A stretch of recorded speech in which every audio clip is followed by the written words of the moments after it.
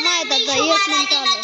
आम्ही पाहिलेले स्वराज्याचे स्वप्न ते त्यांनी पूर्ण केले. जेव्हा त्यांच्याविषयी बोललं जातं, एक होते राजे शिवाजी. भीती नव्हती जगाची, परवा नव्हती परिणामाची, साथ होती आई भवानी व जिजामाताची. मूर्तीवर रोजल स्वराज्याची, मूर्तीवर रोजल स्वराज्याची.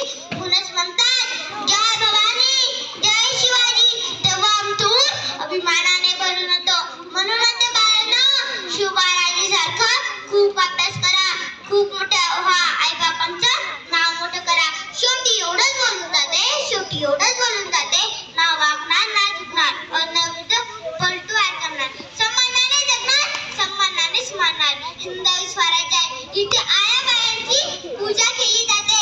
जाऊन सांग तुझ्या पाठशाला, पुण्याची जहागिरी आता महाराज साहेबांची आदरणीने चालवते.